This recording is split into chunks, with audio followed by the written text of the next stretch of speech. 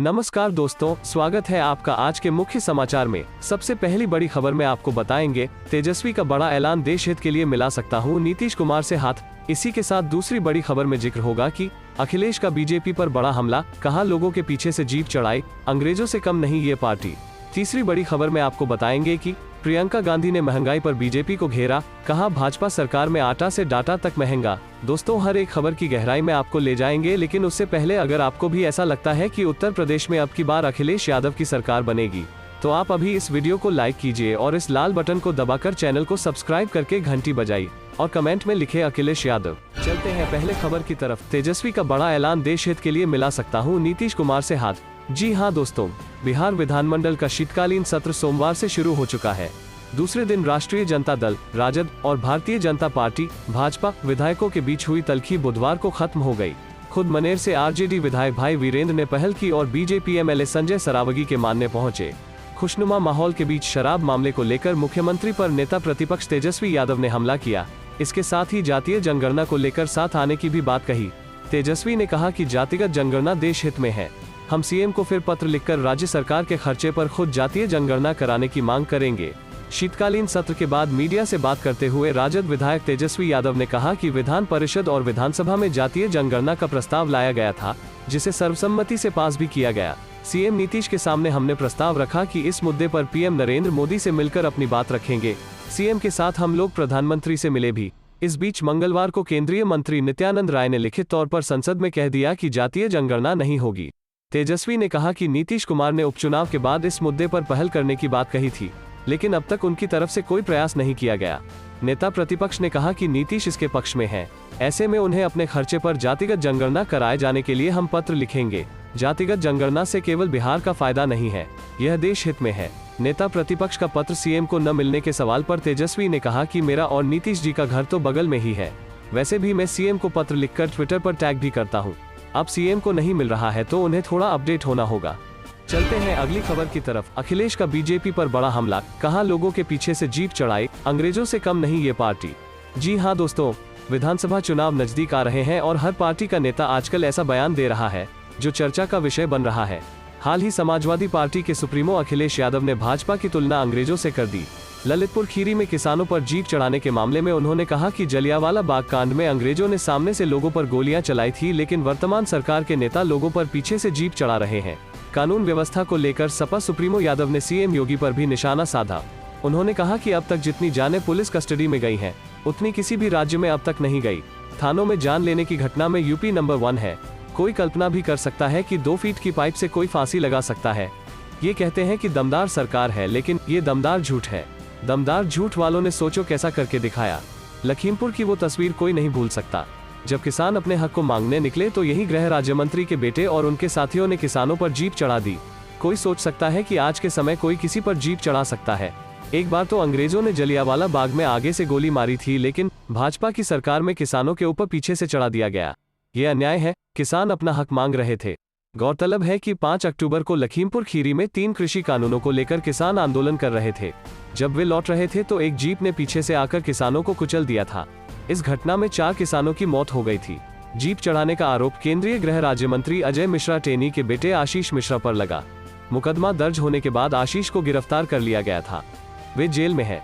ललितपुर की जनसभा के दौरान अखिलेश यादव के साथ सुभाषपा के ओम प्रकाश राजभर भी मौजूद थे। बता दें कि इन दिनों अखिलेश यादव की रथ यात्रा बुंदेलखंड में चल रही है। वे रथ यात्रा के साथ जगह जगह रैली भी कर रहे हैं। चलते हैं अगली खबर की तरफ। प्रियंका गांधी ने महंगाई पर बीजेपी को घेरा, कहा भाजपा सरकार में आटा से डाटा तक महंगा। जी हां दोस्तों, कांग्रेस महासचिव प्रियंका गांधी ने मुरादाबाद में आयोजित प्रतिज्ञा रैली में बीजेपी सरकार पर निशाना साधते हुए कहा कि भाजपा की नीतियों ने कारोबार खत्म कर दिया। आटा से लेकर मोबाइल का डाटा तक सब महंगा है। पेट्रोल डीजल की महंगाई से लोग परेशान हैं। उन्होंने सपा बसपा को भी नहीं बख्शा। धर्म जाति की राजनीति को लेकर जमकर हमले किए। साथ ही अवाम को झकझोरते हुए कहा कि अपनी ताकत पहचाने और नेताओं से जवाब मांगे। बुद्धि विहार में आयोजित प्रतिज्ञा रैली में प्रियंका गांधी ने कहा कि प्रधानमंत्री नरेंद्र मोदी 8,000 करोड़ के विमान में चलते हैं, 4,000 करोड़ गन्ना किसानों का भुगतान नहीं करते। नोटबंदी और जीएसटी से देश बर्बाद हो गया। कालाधन वापस नहीं आया। निरतकों को ड्रॉबैक नहीं मिलता। कारोबार मंदा हो गया। बिजली महंगी, कच्चा माल महंगा, डीजल पेट्रोल महंगा, जीवन बीमा तक महंगा हो गया। चीन ने अपना इंफ्रास्ट्रक्चर बेहतर किया, यहाँ साधन होते हुए भी भाजपा सरकार ने ध्यान नहीं दिया। प्रियंका गांधी ने कहा, आटा से लेकर मोबाइल का डाटा तक महंगा है, जीना मुश्किल हो गया। महंगाई से घर का बजट चौपट, खेती किसानी चौपट है।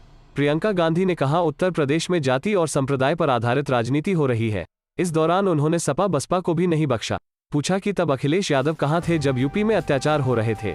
अब नारा दिया जा रहा है कि मैं आ रहा हूँ, इसका मतलब समझते हैं। उन्होंने कहा, तब मायावती कहाँ थी जब दलितों के साथ अन्याय हुआ?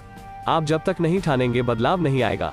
लखीमपुर में मंत्री के बेटे ने किसानों को कुचल कर मारा, आज भी मंत्री बर्खास्त नहीं किया। 700 किसान आंदोलन में शहीद हो चुके हैं। किसानों ने अपनी ताकत पहचानी और सरकार को तीनों कृषि वापस लेने पड़े। इसलिए आप अपनी ताकत पहचाने और बदलाव करें।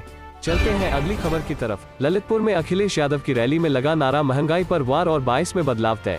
जी हां दोस्तों, उत्तर प्रदेश के बुंदेलखंड में गुरुवार को भी समाजवादी पार्टी की विजय रथ यात्रा जारी रही। 3 दिनों के बुंदेलखंड दौरे पर पहुंचे सपा सुप्रीमो अखिलेश यादव ने दूसरे दिन ललितपुर में विशाल जनसभा को संबोधित किया। अपने संबोधन में अखिलेश यादव ने केंद्र और राज्य की बीजेपी सरकार पर खूब हमले किए। ललितपुर की चुनावी जनसभा में अखिलेश यादव के मंच पर आते ही सपा के कार्यकर्ताओं ने महंगाई पर वार होगा, 22 में बदलाव होगा और बुंदेलखंड का ये संदेश आ रहे हैं अखिलेश जैसे कई नारे लगाए। ललितपुर की चुनावी जनसभा को सुभाषपा चीफ ओम प्रकाश राजभर ने संबोधित करते हुए कहा कि राज्य सरकार की नीतियों से प्रदेश की जनता त्रस्त है। उन्होंने उत्तर प्रदेश के सीएम योगी आदित्यनाथ को मंदिर में जाकर घंटा बजाने की सलाह दे डाली। बुंदेलखंड के ललितपुर में सपा सुप्रीमो अखिलेश यादव के मंच पर पहुंचते ही कार्यकर्ताओं ने नारेबाजी की। वहीं बुंदेलखंड के कलाकारों ने लोकनृत्य की प्रस्तुति देकर अखिलेश यादव का ललितपुर में स्वागत किया। अपने संबोधन में सपा सुप्रीमो अखिलेश यादव ने कहा कि बीजेपी सिर्फ नाम बदलती है और उद्घाटन करती है। सपा के डायल 100 को 112 करके कबाड़ा निकाल दिया गया। भाजपा नाम बदलने का विश्व रिकॉर्ड बनाने जा रही है। अखिलेश यादव ने कहा कि कोरोना संकट के दौरान बीजेपी सरकार ने बैरिकेडिंग लगा दी। किसी भी मजदूर भाई को दूसरे प्रदेश से उत्तर प्रदेश में नहीं आने दिया गया। इन्होंने मजदूरों को उनकी हालत पर छोड़ दिया। अखिलेश यादव ने भरोसा दिया कि हमारी सरकार बनी तो बुंदेलखंड के किसानों की मदद की जाएगी। वो खेतों में 2 फसल कैसे उगा सके, इसकी योजना बनाई जाएगी। इससे बुंदेलखंड के किसानों के दुख दूर होंगे। अखिलेश यादव यात्रा के तीसरे दिन शुक्रवार को महोबा पहुंचेंगे। चलते हैं अगली खबर की तरफ। सदन में कांग्रेस दिखेगी महागठबंधन के साथ एकजुट। जी हां दोस्तों, शीतकालीन सत्र के दौरान विधानमंडल के दोनों सदनों में महागठबंधन की एकजुटता फिर से दिखेगी। हाल के विधानसभा उपचुनाव में राजद से 2-2 हाथ करने वाली कांग्रेस अब विधानसभा और विधान परिषद में महागठबंधन के घटक के रूप में साथ दिखेगी। बुधवार को कांग्रेस विधायक दल की बैठक में यह निर्णय लिया गया। विधायक दल की बैठक कांग्रेस विधानमंडल दल के नेता अजीत शर्मा के आवास पर हुई। बैठक में प्रदेश कांग्रेस अध्यक्ष डॉक्टर मदन मोहन झा भी मौजूद रहे। 5 दिनी शीतकालीन सत्र में दूसरी बार विधानमंडल दल की बैठक कर कांग्रेस विधायकों ने सर्वसम्मति से निर्णय लिया कि जनहित और राज्य के विकास के मुद्दों पर कांग्रेस विपक्ष के अन्य दलों का समर्थन करेगी। कांग्रेस राज्यहित में विपक्षी एकता को लेकर जनहित के मुद्दों पर सरकार के प्रतिकूल निर्णयों पर मजबूती से सशक्त विरोध के लिए अन्य विपक्षी दलों का समर्थन करेगी। साथ ही विपक्ष के वाजिब मुद्दों पर सरकार का विरोध भी एकता के साथ करेंगी। प्रदेश अध्यक्ष डॉक्टर मदन मोहन झा ने कहा कि सरकार के द्वारा चाहे शिक्षकों की बहाली का मामला हो या सरकारी संरक्षण में भ्रष्टाचार, विश्वविद्यालयों में जालसाजी हो या किसान और बेरोजगारों का मामला, सरकार की दमनकारी नीतियां, उन सबके खिलाफ विपक्ष की एकता बेहद जरूरी है। इसलिए राज्य के हित में कांग्रेस विपक्ष के साथ एकजुट नजर आएगी। कांग्रेस विधानमंडल दल के नेता अजीत कुमार शर्मा ने कहा कि वाजिब मुद्दों पर विपक्ष को एकजुट नजर आना जरूरी है। चलते हैं अगली खबर की तरफ। पटना हाईकोर्ट ने मधुबनी के एसपी का तबादला न करने पर बिहार सरकार की खिंचाई की। जी हां दोस्तों, पटना उच्च न्यायालय ने बुधवार को अतिरिक्त जिला न्यायाधीश अविनाश कुमार पर कथित हमले के मामले में मधुबनी के एसपी सत्य प्रकाश के खिलाफ कार्रवाई न करने पर नीतीश कुमार सरकार पर नाराजगी व्यक्त की। न्यायमूर्ति रंजन गुप्ता ने महाधिवक्ता से यह स्पष्ट करने को कहा कि राज्य सरकार ने मधुबनी के एसपी का तबादला क्यों नहीं किया। एसपी अपने पद और शक्ति का उपयोग कर सबूतों को नष्ट कर सकता है। अदालत ने महाधिवक्ता को सीआईडी के माध्यम से जांच करने और अगली सुनवाई में सीलबंद लिफाफे में रिपोर्ट जमा करने का भी निर्देश दिया। अदालत ने अभियोजन पक्ष की ओर से मामले को देखने के लिए वरिष्ठ वकील मृकांग मौली को न्यायमित्र नियुक्त किया है। इससे पहले उच्च न्यायालय ने घटना का संज्ञान लिया और बिहार के गृह मंत्रालय के मुख्य सचिव, डीजीपी और प्रमुख सचिव को मधुबनी के एसपी के खिलाफ कड़ी से कड़ी कार्रवाई करने के लिए नोटिस दिया। झंझारपुर में मधुबनी जिला अदालत के अतिरिक्त जिला न्यायाधीश एडीजे अविनाश कुमार के साथ 18 नवंबर को घोघरडीहा थाने के एसएचओ गोपाल कृष्ण और सब इंस्पेक्टर अभिमन्यु शर्मा ने मारपीट की थी। उन्होंने झंझारपुर में अपने कोर्ट रूम के अंदर उस पर सर्विस पिस्टल तानकर गंभीर परिणाम भुगतने की धमकी भी दी। चलते हैं अगली खबर की तरफ। राबड़ी देवी का सीएम नीतीश पर तंज, कहा गांव जाकर महिलाओं से जरूर पूछे यह सवाल। जी हां दोस्तों, शराबबंदी अभियान को लेकर मुख्यमंत्री नीतीश कुमार की बिहार यात्रा को लेकर सियासत तेज हो गई है। पूर्व मुख्यमंत्री राबड़ी देवी ने इस पर तंज कसते हुए कहा कि नीतीश कुमार बिहार भर की यात्रा कर रहे हैं, यह अच्छी बात है। नीतीश कुमार जब गांवों में भ्रमण करेंगे तो महिलाओं से जरूर पूछें कि उनके पति शराब पीते हैं या नहीं। महिलाएं ही बेहतर तरीके से बता सकती हैं कि बिहार में शराबबंदी की क्या स्थिति है। राबड़ी देवी ने कहा कि बिहार में लॉ एंड ऑर्डर की स्थिति पूरी तरह से खराब हो गई है, क्राइम का ग्राफ चरम पर है। नीतीश कुमार दावा करते हैं कि बिहार में शराबबंदी है, लेकिन विधानसभा परिसर से शराब की बोतलें मिल रही हैं। डीजीपी बोतल खोजने में लगे हैं और बिहार सरकार सिर्फ बयान दे रही है। राबड़ी देवी ने बिहार सरकार को पूरी तरह फेल बताते हुए कहा कि मुख्यमंत्री नीतीश कुमार ने बीते 16 वर्षों में कुछ नहीं किया है। हर दिन बिहार में रेप और मर्डर की खबरें आती रहती हैं।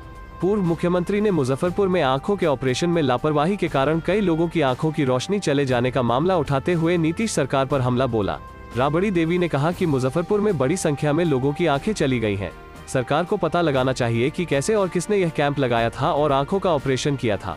उन्होंने स्वास्थ्य मंत्री मंगल पांडेय पर भी सवाल खड़े करते हुए कहा कि स्वास्थ्य मंत्री कहते हैं बिहार की स्वास्थ्य व्यवस्था दुरुस्त है, पर यह क्यों नहीं दिखाई पड़ता। उन्होंने पीड़ितों के लिए मुआवजा की मांग करते हुए कहा कि अब तक सिर्फ बातें कही जा रही हैं, मुआवजे की घोषणा किसी ने नहीं की। चलते हैं अगली खबर की तरफ। यूपी इलेक्शन 2022, अखिलेश यादव का दावा, बुंदेलखंड की जनता करेगी बीजेपी का सफाया, रोजगार के मुद्दे पर सरकार को घेरा। जी हां दोस्तों, बुंदेलखंड में समाजवादी पार्टी के मुखिया अखिलेश यादव आज से 3 दिवसीय विजय रथ लेकर आ रहे हैं। वो आज बांदा और महोबा, 2 दिसंबर को ललितपुर और 2 और 3 दिसंबर को झांसी विजय रथ से निकलकर लखनऊ कूच करेंगे। अखिलेश यादव ने आज बांदा में कहा कि जनसमर्थन को देखकर बुंदेलखंड में साफ तौर पर कह सकता हूं कि इस बार बीजेपी का यहां से सफाया होगा। डबल इंजन की सरकार के चलते डीजल, पेट्रोल, खाद महंगी है, खाद मिल नहीं रही है। डबल इंजन की सरकार के इंजन फेल हो गए हैं। यहाँ बेरोजगारी बढ़ी है, महंगाई के चलते किसान आर्थिक संकट में हैं। बांदा में किसानों ने आत्महत्या की है। पैदल चलकर जब मजदूर आए थे तब उनकी जान भी गई थी और समाजवादी पार्टी ने उनकी मदद की थी। अखिलेश यादव ने सवाल करते हुए कहा कि जिन मजदूरों की पैदल चलते चलते जान चली गई, उनकी मदद के लिए सरकार ने क्या किया। बांदा महोबा में किसानों ने सबसे ज्यादा आत्महत्या की सरकार बताई कि किसानों की मदद क्या की। बुंदेलखंड की जनता कह रही है कि उन्हें बीजेपी की सरकार नहीं चाहिए। नाम बदलने वाले जो विश्व रिकॉर्ड बना रहे हैं, इस बार जनता उनकी सरकार बदल देगी। बदलाव की लहर में इनका पता नहीं लगेगा, क्योंकि जनता को महंगाई बेरोजगारी पर जवाब देना होगा। बीजेपी के पास धर्म के मुद्दे के अलावा कोई मुद्दा नहीं बचा है। महंगाई पर वो कोई जवाब नहीं दे सकते। जब हम बुंदेलखंड में हैं तो सबसे ज्यादा महंगाई के कारण किसान परेशान है। सिलेंडर महंगा हो गया, अन्ना पशुओं की समस्या नहीं सुलझ पाई। बुंदेलखंड की जनता बीजेपी का सफाया करेगी। यहाँ मुद्दा बुंदेलखंड का विकास है, पानी है, किसान है, इसके लिए उनके पास कोई जवाब नहीं है। चलते हैं अगली खबर की तरफ। कांग्रेस 50 से अधिक सीटें जीतकर बनाएगी सरकार, बिष्ट। जी हां दोस्तों, कांग्रेस के प्रदेश उपाध्यक्ष ज्योति सिंह बिष्ट ने कहा कि 57 विधायकों के साथ प्रचंड बहुमत वाली भाजपा सरकार का यह 4.5 साल का कार्यकाल निराशाजनक रहा है। महंगाई और बेरोजगारी की समस्या से निपटने के बजाय भाजपा सरकार शराब, खनन और RT-PCR जैसे घोटालों में लिप्त रही है, जिससे प्रदेश का विकास ठप हो गया है। पार्टी कार्यालय में आयोजित पत्रकार वार्ता में कांग्रेस के प्रदेश उपाध्यक्ष बिष्ट ने कहा कि राज्य में सरकारी स्कूल और ITI बंद कर दिए गए। यूपी से परिसंपत्तियों का बंटवारा आज भी अधर में लटका है।